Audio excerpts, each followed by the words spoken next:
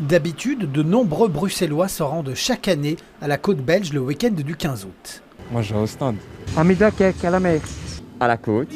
Mais cette année, il est déconseillé aux touristes de se rendre à la mer du Nord ce week-end. Entre la situation sanitaire et les incidents de la semaine dernière à Blankenberg, la sécurité sera renforcée ce week-end à la côte, mais également dans les grandes gares du pays. Le ministre de l'Intérieur annonce plus d'une centaine de policiers supplémentaires.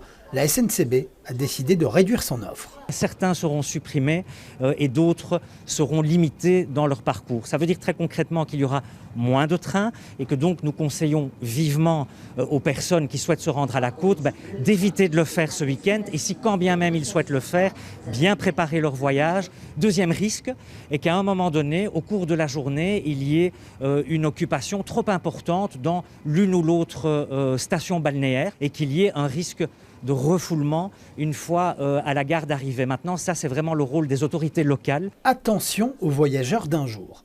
La priorité dans les trains sera donnée aux résidents et aux travailleurs.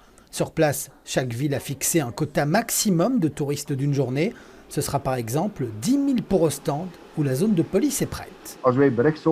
Si nous recevons un message de la police ferroviaire que des gens sont en route vers la mer, particulièrement vers Ostende, avec lequel il y a des problèmes sur le train, alors bien sûr que nous allons les contrôler à l'arrivée.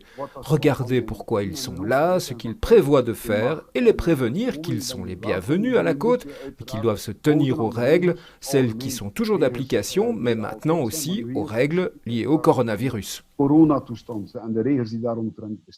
Pour éviter un retour direct dans la capitale, il est possible de vérifier en temps réel l'affluence des villes côtières. Et si les différents messages des autorités ne vous ont pas démotivé à partir, peut-être que la météo, elle, réussira.